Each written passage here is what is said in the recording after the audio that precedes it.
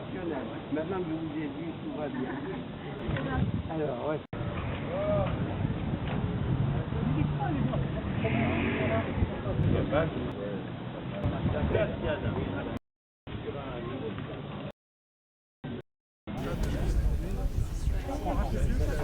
Pascal Marmet, le succès de votre dernier roman, le roman du parfum justement, continue. Qu'en pensez-vous? Que pouvez-vous nous en dire? Bah écoutez, je suis très heureux que le succès du roman du parfum, effectivement, qui est paru en début d'année 2013, continue, parce que j'ai été là, et c'est une grande joie, c'est pour ça que c'est sympa de venir me poser la question, parce que j'ai été sélectionné pour 2 prix littéraires cette année. Donc j'ai été sélectionné en première sélection pour le prix des 5 continents et de la francophonie, donc 2013, et également au mois de septembre, j'ai été sélectionné pour le premier prix Al Bayan, qui est un quotidien marocain. Et donc je suis dans les sélections du meilleur roman, donc 2013, avec le roman du parfum, qui, je vous le rappelle, a été publié aux éditions du Rocher. Donc je suis très heureux de cette sélection. Et par ce fait, le succès du roman continue.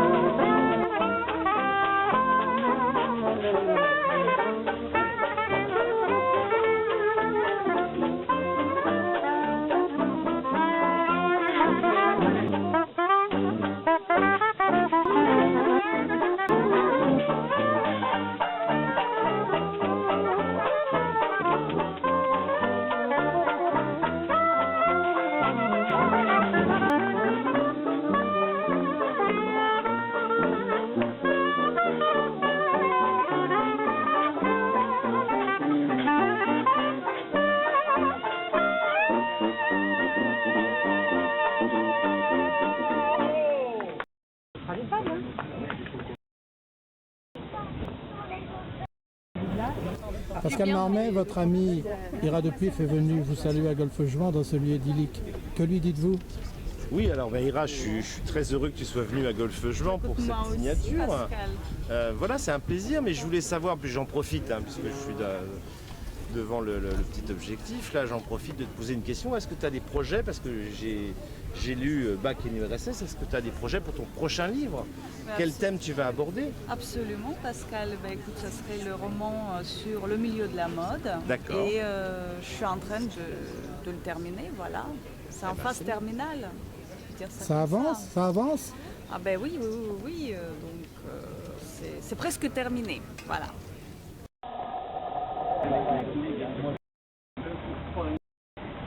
Pascal, tu viens de signer ton livre L'histoire du parfum pour 2013. Je sais que tu prépares un nouveau sur le café. Qu'est-ce que tu peux m'en dire? Alors, en fait, c'est vrai que j'ai signé le roman du café dans la collection de Vladimir Fedorovski aux éditions du Rocher. Cette année, je suis en train de préparer le roman du café, toujours aux éditions du Rocher et toujours dans la collection de Vladimir Fedorovski, la collection des lieux et destins magiques. Donc, ça va faire un petit peu la même chose que le roman du parfum, sauf que là, ça va être sur l'histoire du café. Donc, c'est en cours d'écriture. Je vous dis tout de suite, j'ai écrit 50 pages. Tu vois, j'ai pas écrit beaucoup. Sur un roman qui doit faire 250 pages, j'en ai écrit un 5e, voilà. Mais bon, c'est pas grave puisque le livre doit sortir pour 2014. Donc j'ai un petit peu de temps.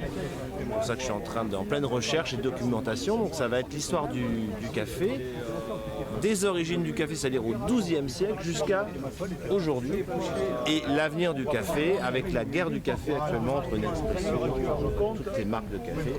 Actuellement, il y a une guerre du café pour savoir qui va remporter cette guerre du café, l'avenir du café en France. Parce que vous savez, il y a presque 50% des Français qui boivent du café, donc c'est quand même important. Et 50 ans, c'était hier, c'est quoi, madame?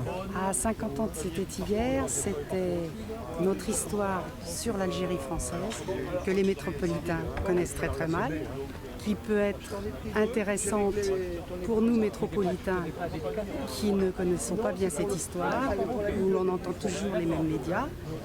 Et là, ce qui est intéressant, c'est de partir d'avant 1830 pour arriver bien sûr à la malheureuse guerre d'Algérie et les conséquences, mais tout l'intérêt de l'histoire est aussi de connaître l'esclavage blanc dont personne ne parle, plus cette évolution de ce pays qui est très riche et très beau.